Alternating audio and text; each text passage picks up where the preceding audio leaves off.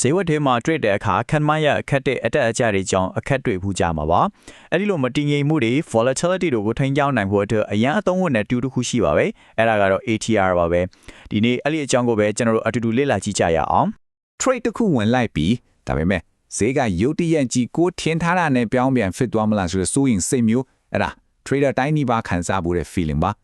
အဲ့လိုမခံမှန်းနိုင်တဲ့အခြေအနေတွေကိုစနစ်တကျကိုက်တွဲနိုင်ဖို့နီးလန်းတစ်ခုတော့ရှိနေပါတယ်ဗျာ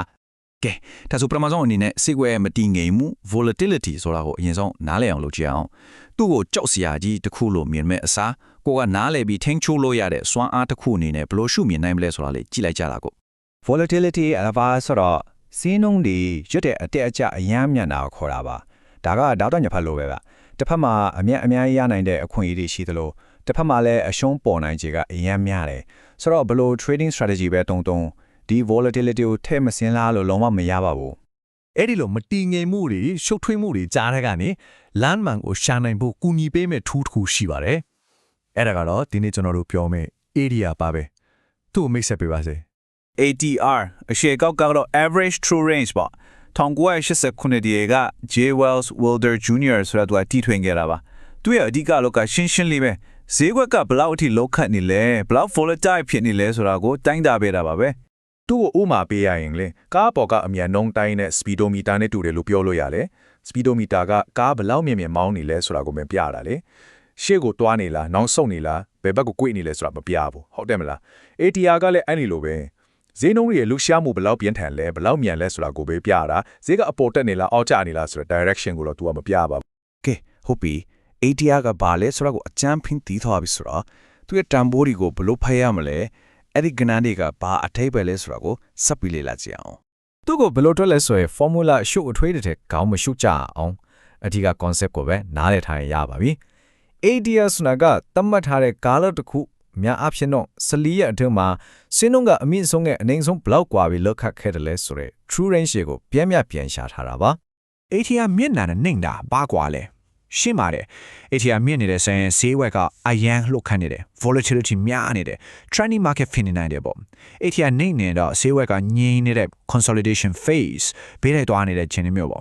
့ဒါပေမဲ့အဲ့မှာတိထားမှတစ်ခုရှိတယ် ATR နှိမ်နေတာကမုန်တိုင်းမလာခင်ငြိမ်တဲ့ခြေမျိုးလည်းဖြစ်နိုင်ပါတယ်ဝယ်အားနဲ့ရောင်းအားများနေပြီးတော့ဗတ်တဘက်ကအားသာသွားတာနဲ့ဈေးကရုတ်တရက်ပေါက်ကွဲထွက်သွားနိုင်တဲ့ခြေနေမျိုးကိုလည်းညွှန်ပြနေတတ်ပါတယ်ကဲ theory တွေပြောပြီးပြီဆိုတော့လက်တွေ့မှာ ATR ကိုဘလို့အသုံးချမလဲဆိုတာကိုကြည့်ကြရအောင် trader တယောက်အတွက် ATR ကဘလောက်တော့အစွမ်းထက်တဲ့ထူးတစ်ခုဖြစ်လာနိုင်လဲဆိုတာကိုကြည့်လိုက်တာနဲ့တည်သွားပါလိမ့်မယ် ATR ကိုအဓိကအသုံးချလို့ရတဲ့နီးလန့်လိချက်ရှိပါတယ် position sizing ကိုဘလောက်ဝယ်မလဲဆိုတာကိုသတ်မှတ်တာ dynamic stop loss ပြောင်းလဲနိုင်တဲ့အရှုံးရအမှတ်ထားတာ breakout confirmation ဈေးနှုန်းထိုးဖောက်မှုတွေကိုအတည်ပြုတာပြီးတော့ adaptive support and resistance အခြေအနေကပြောင်းလဲထောင်းတဲ့ခံရှိတဲ့ကိုသတ်မှတ်တာတွေမှာသုံးနိုင်ပါတယ်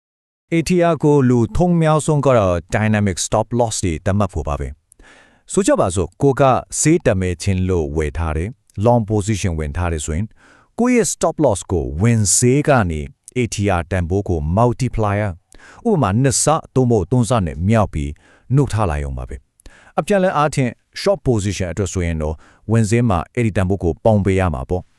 ့ဒီနီလန်းရဲ့အားသာချက်ကပါလဲဆိုတော့ပုံတဲ့ stop loss ထားတာနဲ့မတူတဲ့ဈေးကွက်ရဲ့ volatility အလိုက်ကို stop loss ကအလိုက်တင်ခြေသွားချင်းသွားလုတ်ပေးတဲ့အတွက်မလွတ်ပဲဈေးကွက်လုတ်တာလေးနဲ့တင်အရှုံးနဲ့ထပ်သွားရတာမျိုးတွေကနေကာကွယ်ပေးနိုင်ပါတယ် နောက်ထပ်အတုံးဝင်တဲ့တစ်ချက်က breakout တွေကိုအတီးပြုတ်တဲ့နေရာမှာပါဈေးနှုန်းကအရေးကြီးတဲ့ resistance ဒါမှမဟုတ် support ကိုထိုးဖောက်သွားပြီအဲ့ဒီအချိန်မှာ ATR ကိုတစ်ချက်ကြည့်လိုက်ပါ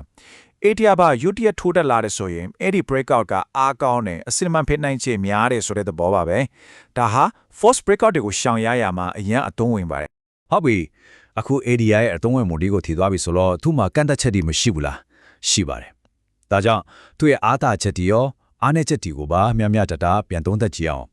ဒါမှသူ့ကိုကိုယ့်ရဲ့ trading plan ထဲမှာဘယ်လိုနေရာကနေမှကန်သုံးရမလဲဆိုတာသိမှာပေါ့ ဒီမှာကြည့်လိုက်ရင်ရှင်းရှင်းလင်းလင်းမြင်နိုင်ပါတယ်သူ့ရဲ့အကျိုးကျေးဇူးတွေက risk management တွေရန်ကောင်းတယ် breakout တွေကို confirm လုပ်ပေးနိုင်တယ်ဒါပေမဲ့သူ့ရဲ့ကန့်သက်ချက်တွေလည်းရှိတယ်အဓိကတော့သူ lagging indicator ဖြစ်တယ်ဆိုလိုတာကဖြစ်ပြီးသွားတဲ့ဈေးနှုန်းတွေကိုခြေခံတာပ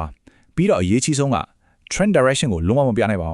းဒါကြောင့် ATR တစ်ခုတည်းကိုကြည့်ပြီး trader 1 for ဆုံးဖြတ်လို့မရပါဘူးတခြား indicator တွေဥပမာ trend ကိုပြတဲ့ indicator မျိုးတွေနဲ့မဖြစ်မနေတွဲသုံးရပါမယ်ကဲဒီနေ့ပြောခဲ့ရတဲ့ထဲကနေအဓိကမှတ်ထားရမယ့်အချက်၃ချက်ကိုပဲအနည်းချုပ်ရင် နံပါတ်1 ATR ကဈေးကွက်ရဲ့ volatility ကိုတိုင်းတာပေးတဲ့အတွက် risk management အတွက်အရန်အရေးကြီးတဲ့နံပါတ်2သူ့ကိုလက်တွေမှာ position sizing လုပ်ဖို့နဲ့ dynamic stop loss ထားဖို့အဓိကသုံးတယ်နံပါတ်3သူကအထောက်အကူခေါင်းတွေပေးနိုင်ပေမဲ့သူ့တယောက်တည်းသုံးလို့မရပဲတခြား tools တွေနဲ့ပေါင်းဆက်သုံးစွဲဖို့လိုအပ်တယ်ဆိုတာပါပဲ နောက်ဆုံးအနေနဲ့စဉ်းစားစရာလေးတစ်ခုနဲ့အဆုံးသတ်ပါစေ။ area ဆေးဝါးရဲ့အဖျားတက်နေလားမတက်နေလားဆိုတာကိုတိုင်းပြီးတယ်။ဒါပေမဲ့ဘာလို့ဖျားရတယ်လဲဆိုရင်အကြောင်းရင်းကိုတော့သူကမပြောပြနိုင်ပါဘူး။ဆိုတော့အဲ့ဒီအကြောင်းရင်းကိုသိဖို့အတွက် trader တယောက်အနေနဲ့ noticing မှာဘလို့တိုးမျိုးတွေဘလို့ analysis တွေကိုသုံးသင့်တယ်လို့ထင်ပါတယ်လေ။ဒါကတော့စပီလီလာစူးစမ်းဖို့အတွက်စိတ်ဝင်စားစရာမေးခွန်းကောင်းတစ်ခုပါပဲ